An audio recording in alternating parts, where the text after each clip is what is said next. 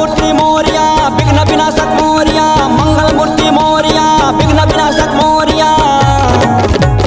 मोरिया रे पप्पा मोरिया रे, मंगल मूर्ति मोरिया रे। मोरिया रे पप्पा मोरिया रे, मंगल मूर्ति मोरिया रे। मोरिया रे पप्पा मोरिया रे, मंगल मूर्ति मोरिया रे। मोरिया रे पप्पा मोरिया रे, मंगल मूर्ति मोरिया रे।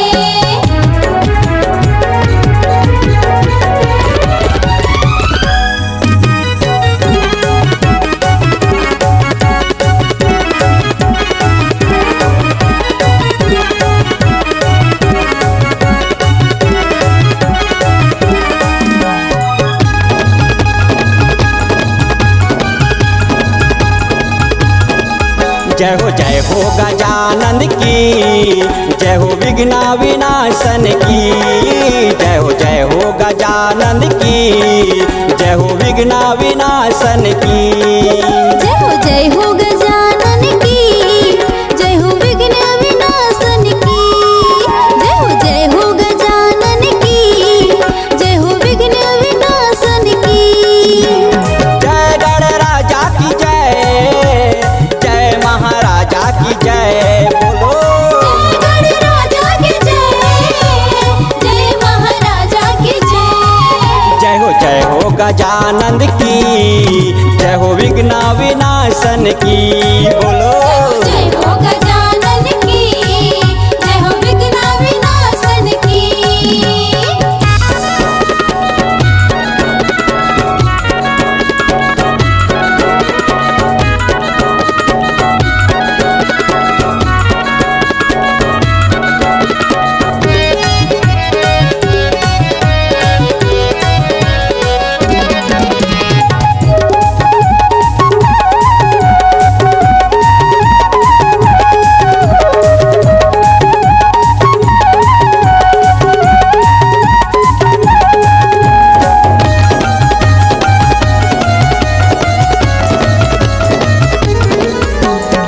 माता हवे तोरे जी, पार्वती देवी जी। सबके दुलारा दे, हवस बड़े प्यारा जी।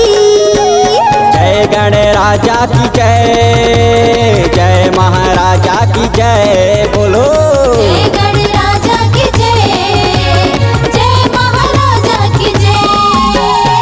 माता हवे तोरे जी, पार्वती देवी जी। सबके दुलारा दे, हवस बड़े प्यारा जी। दीन दुखी के तैं हवस सहारा जी। जय हो गजानन की, जय हो विघ्न विनाशन की। बोलो जय हो गजानन की, जय हो विघ्न विनाशन की।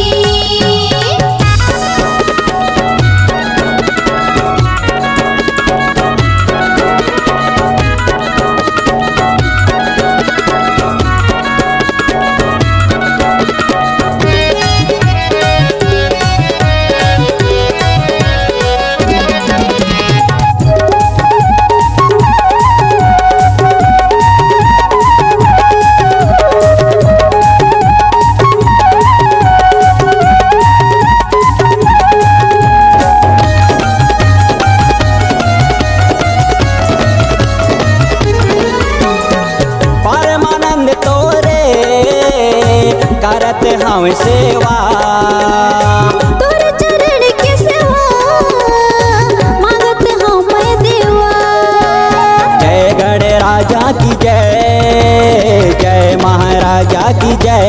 बोलो जय गणराजा की जय, जय महाराजा की जय। परमानंद तोरे करत हम सेवा। तोरे चरण के सेवा, मांगत हूँ मैं देवा। मूल सहारा तैं दे दो गणेशा जी। जय हो गजानन की, जय हो विघ्न विनाशन की। बोलो जय हो गजानन की, जय हो विघ्न विनाशन गणराजा की जय, जय महाराजा की जय। बोलो जय गणराजा की जय, जय महाराजा की जय। जय हो गजानन की, जय हो विघ्न विनाशन की। जय हो गजानन की, जय हो विघ्न विनाशन की। जय हो गजानन की, जय हो विघ्न विनाशन की।